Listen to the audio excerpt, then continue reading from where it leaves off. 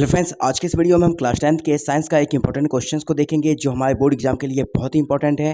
तो हमारा क्वेश्चन है धातु एवं अधातु में अंतर। तो आज के इस वीडियो में हम धातु और अधातु में अंतर देखेंगे और जितने भी अंतर है सभी अंतर को हम आज की इस वीडियो में बिल्कुल आसान भाषा में समझेंगे। तो चलिए बिना किसी देरी के वीडियो को शुरू करते हैं। सबसे पहले अगर बात करें धातु में, तो इसका पहला पॉइंट आप यहाँ पे देख सकते हैं, लिखा है धातु के इलेक्ट्रॉनिक विन्यास के बाहरी कक्षा में 1, 2 या फिर 3 इलेक्ट्रॉन होते हैं। कहने का मतलब है कि जितने भी धातु होंगे, जो हमारा इलेक्ट्रॉनिक विन्यास होता है यानी संयोजकता कोश जो होता है, उसके अंतिम कक्षा में 1, 2 और 3 यही 3 इलेक्ट्रॉन पाए जाएंगे। जैसे एग्जाम्पल की बात करते हैं, यहाँ पे हमने सोडियम को लिया है, तो सोडियम का परमाणु संख्या कितना होता है? 11 होता है।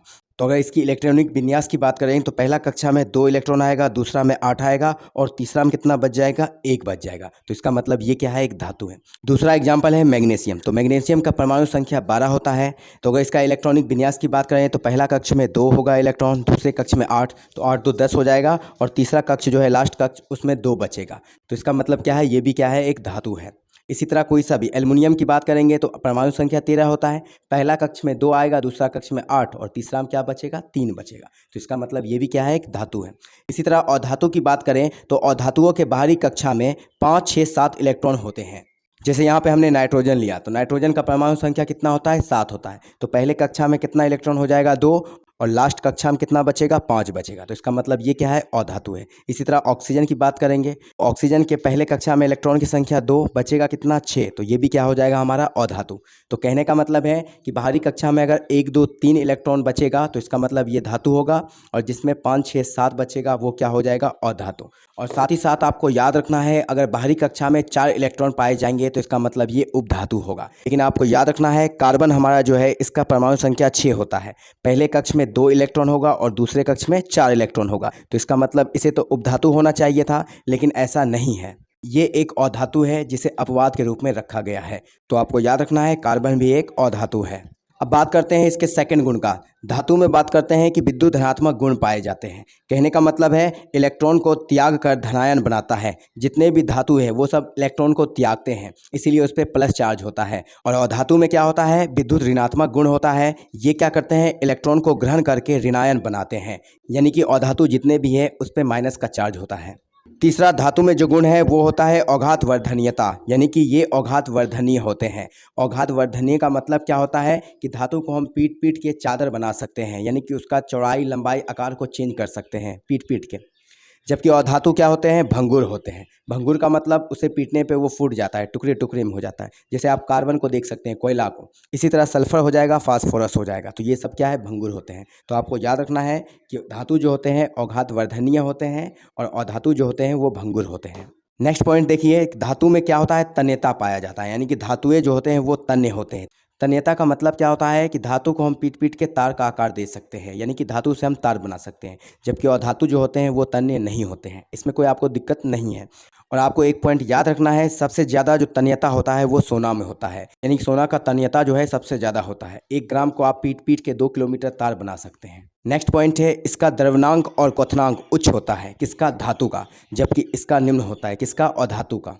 अब यहाँ द्रव्यनांक क्या होता है? किसी भी धातु का ठोस से द्रव में बदलना। उसके लिए हमें टेम्परेचर की ज़रूरत होता है, ताप की ज़रूरत होता है। तो अलग अलग धातुओं के लिए तापमान जो है अलग अलग होता है। तो आपको बस इतना याद रखना है कि द्रव्यनांक की बात करें या फिर क्वथनांक की बात करें तो धातु में सबसे अधिक होता है, जबकि अधातु में उससे कम होता है। चालकता की बात करते हैं तो धातु जो होता है ये ऊष्मा और विद्युत का सुचालक होता है। आपको इसे अच्छी तरह से याद रखना है। जितने भी धातु होते हैं वो ऊष्मा और विद्युत का सुचालक होता है।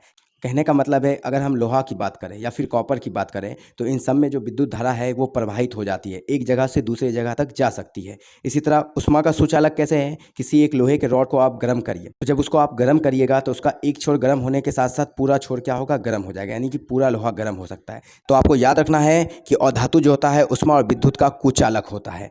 बस आपको याद रखना है कि अधातु में एक अपवाद होता है जो विद्युत का सुचालक होता है। वो क्या है? ग्रेफाइट। ग्रेफाइट में क्या होगा? धारा प्रवाहित हो सकता है। नेक्स्ट पॉइंट है, इसमें एक विशेष प्रकार की चमक होता है। किसमें? धातु में। यानी धातु में एक विशेष प्रकार की चमक पाई जाती है जिसे हम धातुई चमक कहते हैं। ठीक है। इसी तरह क्या होता है कि अधातु में इसमें कोई विशेष चमक नहीं होती है, बिल्कुल नॉर्मल होता है। लेकिन आपको याद रखना है कि अपवाद में जो है वो हीरा और आयोडीन है, इसमें थोड़ा अलग तरह का चमक होता है, यानी विशेष प्रकार का चमक होता है अधातु होने के बावजूद भी। इसीलिए आप इसे अपवाद में याद रखिएगा। नेक्स्ट पॉइंट है ये कठोर होते हैं। कौन? धातु। धातु जो होते हैं वो कठोर होते हैं। बस आपको अपवाद में याद रखना है कि पोटेशियम, सोडियम और लिथियम, ये 3 को जो धातु है ये जो है मुलायम होते हैं, यानी इसे आसानी से चाकू से काटा जा सकता है। अगर आपसे क्वेश्चन पूछे कि कौन सा धातु है जिसे चाकू से काटा जा सकता है तो आपको सोडियम, लिथियम और पोटेशियम का नाम याद रखना है। और अधातु जो होते हैं वो कठोर नहीं होते हैं। फिर मैं आपको बता देता हूँ कठोर और ठोस दोनों में अंतर होता है। तो कठोर अधातु नहीं होते हैं, ठोस होते हैं। नेक्स्ट पॉइंट है इसे पीटने पर एक विशेष प्रकार की ध्वनि उत्पन्न होती है। किसे? धातु को। धातु को पीटने पर एक विशेष प्रकार की ध्वनि उत्पन्न होती है, जबकि इसे पीटने पर कोई ध्वनि उत्पन्न नहीं होती है। और धातु को पीटने पर एक विशेष प्रकार की ध्वनि उत्पन्न नहीं होती है। अगर बात करें इसकी एग्जाम्पल की, तो जब हथौड़े को हम एक लोहे पे मारेंगे और उसी हथौड़े को एक कोयला पे या फिर एक ईंट पे मारेंगे तो किसमें विशेष प्रकार का ध्वनि होगा? ऑब्वियसली लोहे पर लगने पर।